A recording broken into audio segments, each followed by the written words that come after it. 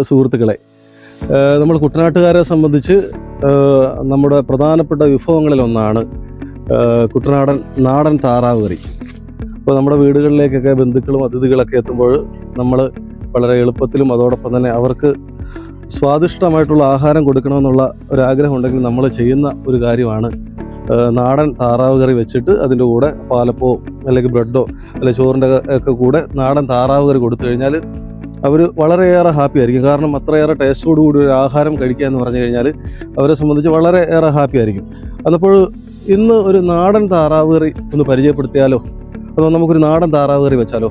അപ്പോൾ ഒരു ചെറിയൊരു വീഡിയോ, വളരെ എളുപ്പത്തിൽ ചെയ്യാൻ പറ്റുന്ന ഒരു നാടൻ വീഡിയോ, താറാവ് കറിയുടെ വീഡിയോ നിങ്ങളെ ഞാനിന്ന് പരിചയപ്പെടുത്തുകയാണ്.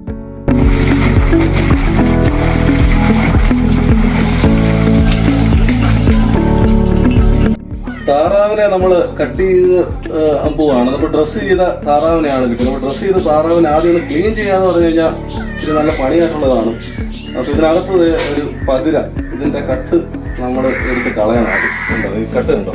ഇത് കളഞ്ഞില്ലെങ്കിൽ ഇത് കഴിക്കും ഇത്. അപ്പോൾ അത് നമ്മൾ ആദ്യം അതെടുത്ത് കളയണം. അതിനുശേഷം കളഞ്ഞതിന് ശേഷമേ നമുക്ക് കട്ട് ചെയ്ത് നമുക്ക് റെഡിയാക്കി എടുക്കാൻ പറ്റുള്ളൂ. നമ്മൾ താറാവിനെ കട്ട് ചെയ്യാൻ പോവാണ്. കട്ട് ചെയ്യാൻ എങ്ങനെയാണെന്ന് കണ്ടു.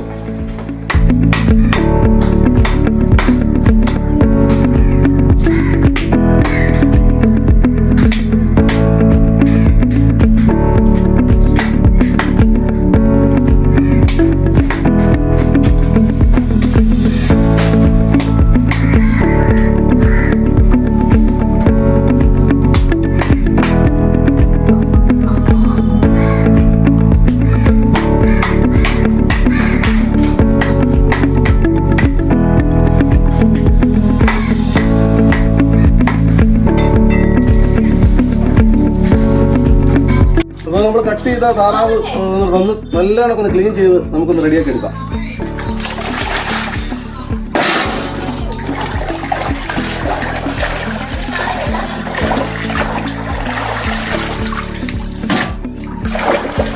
ഒന്ന് രണ്ട് പ്രാവശ്യം ക്ലീൻ ചെയ്തായിരുന്നു, ഇപ്പം മൂന്നാമതാണ്.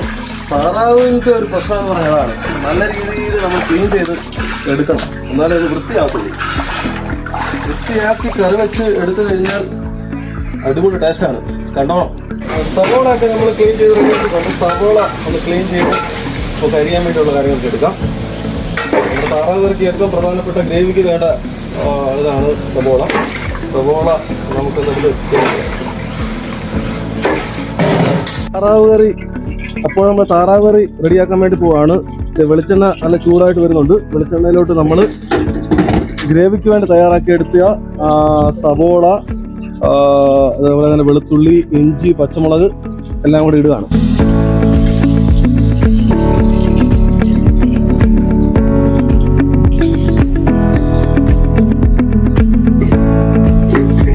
ഏതൊരു കറിയുടെ ടേസ്റ്റ് എന്ന് പറഞ്ഞാൽ ഉപ്പല്ലേ. അപ്പോൾ നമുക്ക് ഇതിലേക്ക് കുറച്ച് ഉപ്പ് ആഡ് ചെയ്ത്, ഇത് കല്ലുപ്പാണ് കേട്ടോ. അപ്പോൾ കുറച്ച് കല്ലുപ്പ് നമുക്ക് ഇതിലേക്ക് ആഡ് ചെയ്യാം.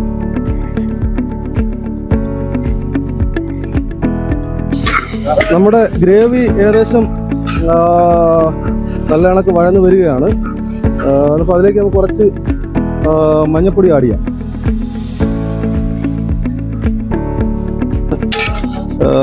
അതിലേക്ക് നമുക്ക് ഗ്രേവിയിലോട്ട് മല്ലിപ്പൊടി ഇടാം.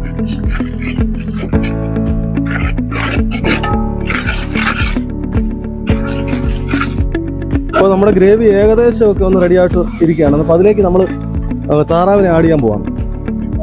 താറാവ് നല്ല കണക്ക് വെള്ളം കളഞ്ഞ് റെഡിയാക്കി വെച്ചിട്ടുണ്ട്. ഈ താറാവിനെ നമ്മൾ ഈ ഗ്രേവിയിലോട്ട് ഇടുകയാണ്. എന്നിട്ട് നല്ല കണക്ക് ഗ്രേവിയിൽ നല്ല കണക്ക് മിക്സ് ചെയ്യാണ്.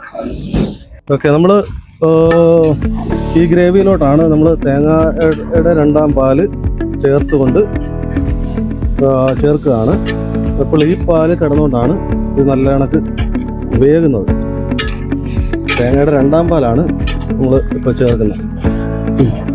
അപ്പോൾ നമ്മൾ ഇത് നല്ല കണക്ക് തിളച്ച് വരുന്നു. അപ്പോൾ ഇതിനകത്ത് നമുക്ക് പ്രധാനമായിട്ട് എരിവിനൊക്കെ ചേർക്കുന്ന ഒരു കാര്യമാണ് കുരുമുളക്.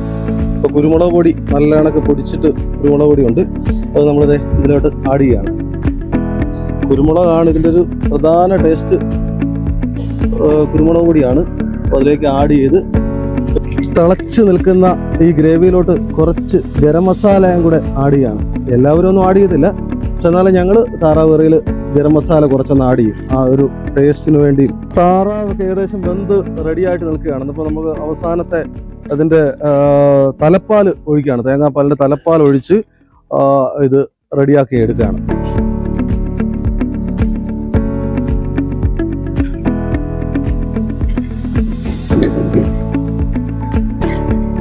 തലപ്പാലൊക്കെ ഒഴിച്ച് നല്ല കണക്ക് ഗ്രേവി അത്യാവശ്യം ലൂസായിട്ടാണ്. അപ്പോൾ ഇച്ചിരി കൂടെ ഒന്ന് നല്ല രീതിയിലൊന്ന് ടൈറ്റാണ്. അപ്പോൾ അത് ഇച്ചിരി കൂടെ ഒന്ന് ചൂടാക്കി വരുമ്പോൾ നല്ല ഗ്രേവി നല്ല പരുവത്തിലാവും, നല്ല ടേസ്റ്റ് ആവും. നമ്മുടെ താറാവ് കറി ഏകദേശം റെഡിയായിക്കൊണ്ടിരിക്കുകയാണ്. അപ്പോൾ ഇതിനകത്ത് നമ്മൾ ഏലക്കാപ്പൊടിയും കൂടെ ചേർത്ത് കറി ഫിനിഷ് ചെയ്യണം. താറാവ് കറി റെഡി ആയിരിക്കുകയാണ്. നമ്മൾ ചൂട് പോകാത്ത ഒരു കാസറോളിലോട്ട് ഇത് മാറ്റി വിടും. ഇപ്പോൾ നമ്മുടെ താറാവ് കറി ഏകദേശം ഫിനിഷായിരിക്കുകയാണ്.